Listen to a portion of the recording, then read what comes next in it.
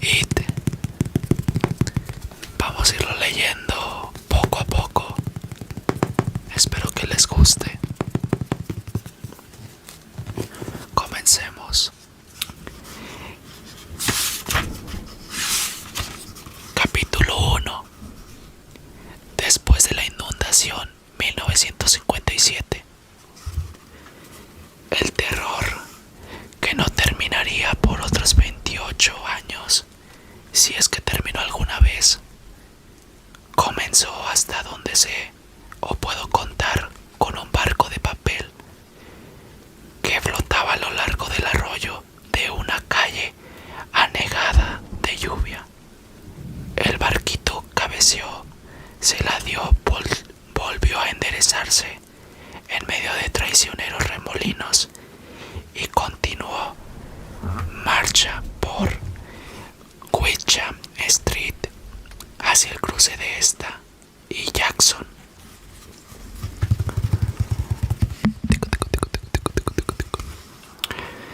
El semáforo de la esquina, el cruce de esta y también todas las casas en aquella tarde de otoño de 1957 llovía sin cesar desde hacía una semana y 2 atrás habían llegado los vientos. Desde entonces, la mayor parte de Derry había quedado sin corriente eléctrica y aún seguía así. Un chiquito de impermeable amarillo y botas rojas seguía alegremente al barco de papel. La lluvia no había cesado, pero al final estaba amainando.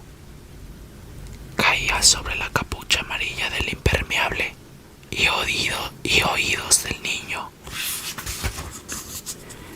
Sonaba como lluvia sobre el tejido de un cobertizo, un sonido reconfortante, casi acogedor. El niño se llamaba George Denbrough. Tenía 6 años. William, su hermano, a quien los niños de la escuela primaria de Derry conocían como Bill el Tartaja, estaba en su casa recuperándose de una aguda gripe. En ese otoño de 1957, 8 meses antes que comenzasen realmente los horrores y 28 años antes del desenlace final, Bill el Tartaja tenía 10 años. El barquito junto al cual corría George era obra de Bill. Lo había hecho sentado en su cama, con la espalda apoyada en un montón de almohadas, mientras la madre tocaba para Elisa en el piano de la sala y la lluvia batía monótonamente la ventana de su habitación a 1/3 de manzana. Camino ante el semáforo apagado, Witcham Street estaba cerrada al tráfico por varios túneles de brea y 4 caballetes color naranja en los que se leía Ayuntamiento de Derry, Departamento de Obras Públicas. Tras ellos, la lluvia había desbordado alcantarillas atascadas con ramas, piedras y cúmulos de pegajosas hojas otoñales. El agua había horadado el pavimento al principio y arrancado luego grandes trozos. Hacia el mediodía del 4.º día de lluvia, algunos trozos de pavimento eran arrastrados por la intersección de Jackson y Witcham como témpanos de hielo en miniatura. Muchos habitantes de Derry habían empezado por entonces a hacer chistes nerviosos sobre el arca. Sin embargo, en que lo peor había pasado, el río Kentuskeg había crecido casi 2 márgenes en los cereales y pocos centímetros por debajo de los muros del cemento del canal que le conducía por el centro de la ciudad. En esos momentos, un grupo de hombres, entre ellos Zack Denbrough, el padre de George y Bill, estaba retirando los sacos de arena que habían lanzado el día anterior con aterrorizada prisa. Un día antes, la inundación y los costosos daños parecían casi inevitables. Bien sabía Dios que ya había ocurrido anteriormente. La inundación de 1931 había sido un desastre con un costo de millones de dólares y de más de 20 vidas. De aquello hacía ya mucho tiempo. Una de las víctimas de la inundación había sido hallada en Bucksport, a unos 40 kilómetros de distancia. Los peces le habían comido los ojos, 3 dedos, él ya sabe cuál, y la mayor parte del pie izquierdo. Agarrado por lo que restaba de sus manos, había aparecido el volante de un Ford. Ahora, sin embargo, el río estaba retrocediendo, y cuando se elevara la nueva presa hidráulica de Bangor, corriente arriba, dejaría de ser una amenaza. Al menos como eso se decía Zack Denbrough, que trabajaba en hidroeléctrica Bangor. En cuanto a los demás, bueno, las inundaciones futuras esperarían. Lo importante es salir de esta, devolver la corriente eléctrica y después olvidarla en Derry. Olvidar la tragedia y el desastre era casi un arte, tal como Bill Denbrough llegaría a descubrir con el tiempo. George se detuvo detrás de las barreras, al borde de una profunda grieta abierta en la superficie de alquitrán de Wickham Street. La grieta discurría casi exactamente en diagonal. Terminaba al otro extremo de la calle, a unos 12 metros de donde él se encontraba, colina abajo, hacia la derecha, mientras el agua desbordada llevaba su barco de papel hasta unas diminutas cataratas formadas por otra grieta en el pavimento. El agua había abierto un canal que corría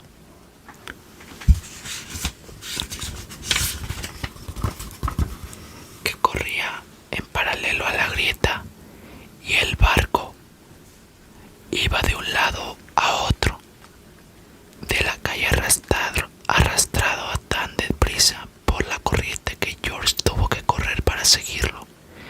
El agua formaba láminas de lodo bajo sus botas.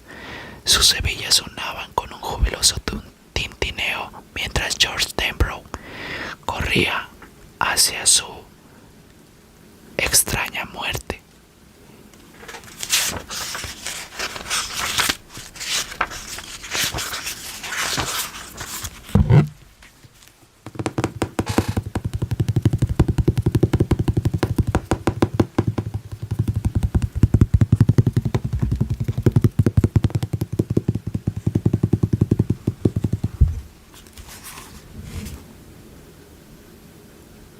Y el sentimiento que le colmaba en ese momento era simplemente amor hacia su hermano, amor y también cierta tristeza, porque Bill no podía estar allí para ver aquello. Claro que él trataría de contárselo cuando volviese a casa, pero sabía que jamás conseguiría que Bill lo viese tal como este sí lo hubiese conseguido. Bill destacaba en lectura y redacción, pero aún a su edad George tenía capacidad suficiente para comprender que no solo por eso obtenía Bill las mejores notas, tampoco era el único motivo que a los maestros les gustaran tanto sus composiciones. La forma de contar era solo una parte del asunto. Bill sabía ver. El barquito solo era una página arrancada de la sección de anuncios clasificados del News de Terry, pero George lo imaginaba como una torpedera en una película de guerra de las que él y Bill solían ver en el cine. Una película de guerra en la que John Wayne luchaba contra los japoneses. La proa del barco levantaba olas a cada lado mientras seguía un precipitado curso hacia la cuneta del lado izquierdo de la calle. En ese punto, un nuevo arroyuelo corría sobre la grieta abierta en el pavimento, creando un remolino bastante grande. George pensó que el barco se iría a pique. Escoró de modo alarmante, pero luego se enderezó, giró y navegó rápidamente hacia la intersección. George lanzó gritos de júbilo y corrió para alcanzarlo. Sobre su cabeza, una torva ráfaga de viento otoñal hizo silbar los árboles casi completamente liberados de sus hojas a causa de la tormenta, que ese año había sido un segador implacable. Incorporado en la cama con las mejillas aún sonrojadas, pero con la fiebre retirándose finalmente, Bill había terminado el bote, pero cuando George intentó cogerlo, Bill lo puso fuera de su alcance. Ahora tráete la parafina. ¿Qué es eso? ¿Dónde está? Está en el estante del sótano. Al bajar, dijo Bill, en una caja que dice Golf.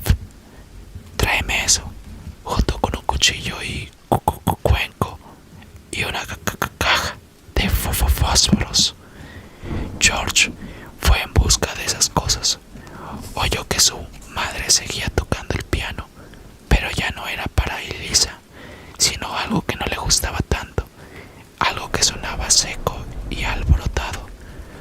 Oyó la lluvia azotando las ventanas de la cocina. Ese sonido era reconfortante, pero no así la idea de bajar al sótano. No le gustaba el sótano, ni le gustaba bajar por sus escaleras, porque siempre imaginaba que allí abajo, en la oscuridad, había algo. Era una tontería, por supuesto. Lo decía su padre, lo decía su madre, y aún más importante, lo decía Bill. Pero aún así, no le gustaba siquiera abrir la puerta para encender la luz, porque temía. Era algo tan estúpido que no se atrevía a contárselo a nadie, que, mientras tanteaba en busca del interruptor, una garra espantosa se posara sobre su muñeca y lo arrebatara hacia esa oscuridad que olía a suciedad, humedad y hortalizas podridas. ¡Qué estupidez! No existían monstruos con garras peludas y llenos de furia asesina. De vez en cuando alguien se volvía loco y mataba a mucha gente, a veces. Chet Huntley contaba cosas de esas en el informativo de la noche, y también estaban los comunistas, por supuesto, pero ningún monstruo horripilante vivía en el sótano. No obstante, la idea persistía. En aquellos momentos interminables, mientras buscaba a tientas la llave de la luz con la mano derecha, el brazo izquierdo se cogía con la fuerza a la jamba de la puerta. El olor a sótano parecía intensificarse hasta llenar el mundo entero. Los olores a suciedad, humedad y hortalizas podridas se mezclaban de un olor inconfundible e ineludible, el del monstruo,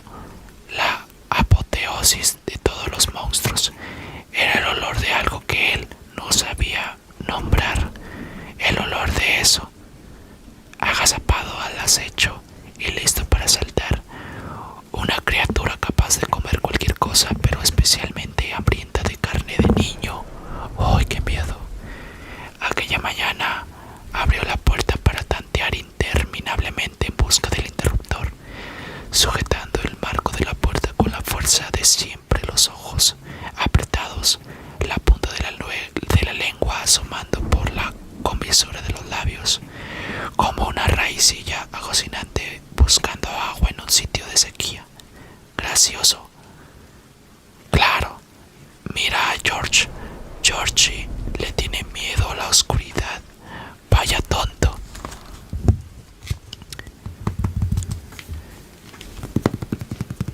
Qué libro tan espectacular. La verdad que Stephen King se la rifa con todos sus libros y pues también con sus películas. Si quieres que siga leyendo el libro, deja tu like, suscríbete y comenta. Gracias por ver y nos vemos en el siguiente video de Leyéndote Libros. Gracias.